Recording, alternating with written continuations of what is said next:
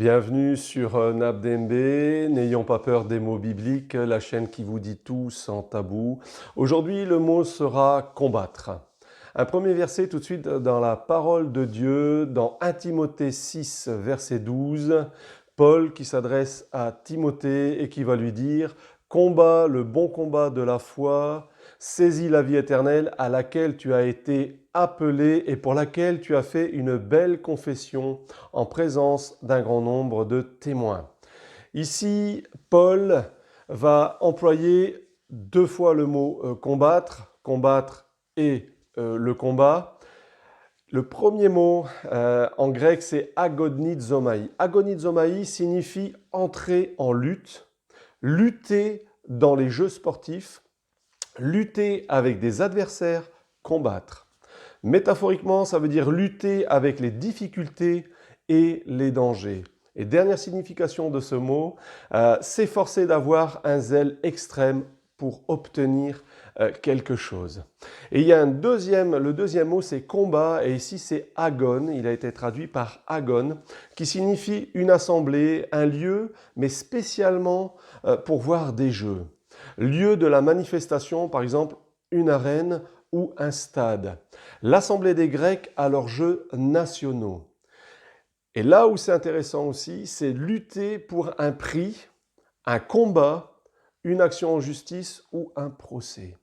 Et quand on voit la définition des deux mots, agodizomai et agon, il y a deux fois le même terme qui revient, c'est lutter, cette notion de lutter, de combattre, mais vraiment de lutter. Vous savez, la vie en Christ n'est pas un long fleuve tranquille, mais je dirais qu'elle vaut la peine d'être vécue. Ici, Paul va conseiller, va exhorter Timothée à combattre le bon combat, celui de la foi, quoi qu'il arrive dans sa vie ou dans son service pour Dieu. Il doit lutter pour saisir la vie éternelle. Et ici, Paul parle par expérience. Parce que lui-même, il va dire dans 2 Timothée 4,7, Paul qui parle, il arrive à la fin de sa vie et il va dire cette phrase extraordinaire venant de lui, sachant tout ce qu'il a vécu, par où il est passé. Il va dire « J'ai combattu le bon combat, j'ai achevé la course, j'ai gardé la foi. » Ici, Paul, après tout ce qu'il a vécu, des persécutions, il a été abandonné par des frères. Des personnes sont retournées dans le monde. Ils se sont égarés de la foi. Il a été face à la mort, à la maladie, à la souffrance, aux épreuves, aux difficultés, aux calomnies, aux insultes. Et il va pouvoir dire cette phrase après tout ce qu'il a vécu. Ici, ça me fait penser à un témoignage personnel. Pendant 7 ans de ma vie en tant que croyant, en tant que chrétien, j'ai vécu un désert spirituel dans ma vie, je dirais même spirituelle. Et suite à une épreuve, suite à une difficulté que je n'ai pas su affronter, que je n'ai pas su aborder à ce moment-là, eh bien, je me suis éloigné de la foi. Je n'ai pas perdu la foi, mais je me suis éloigné de la foi. Et le Seigneur, dans sa bonté, dans sa miséricorde, m'a permis de revenir sur le bon chemin. Et aujourd'hui, je suis un de ses nombreux serviteurs. Tout ça pour vous dire que garder la foi, c'est un combat. Il faut combattre, il faut lutter dans nos vies spirituelles et dans cette vie de foi que nous avons pour le Seigneur.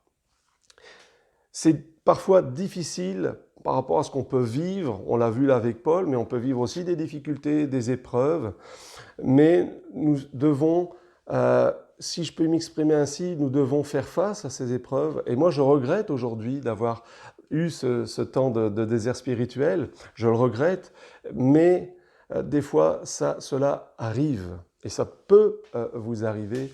Ça peut nous arriver à tous. Et c'est pour ça que de toujours regarder, mais toujours de garder nos regards fixés sur Jésus-Christ, c'est le plus important dans nos vies. Il est tout à fait possible de s'égarer, mais aussi de perdre la foi. Et nous avons des exemples. Paul le dit par rapport, quand on remet les versets que nous avons lus dans leur contexte, c'est parce qu'ils ont vécu, lui il a vécu des déceptions, des abandons. Et c'est pour ça qu'il va dire ça à Timothée. Donc il est possible de perdre la foi, d'abandonner, de s'égarer, mais Dieu qui est miséricordieux nous laisse toujours la possibilité jusqu'à la fin de pouvoir revenir à lui. Je voudrais vraiment nous laisser avec cet encouragement de garder la foi, parce que garder la foi, c'est un combat, nous sommes en lutte, nous ne devons pas avoir peur d'affronter, de lutter pour la garder et pour avoir cette vie éternelle que nous aurons lorsque nous irons rejoindre notre Seigneur. À bientôt.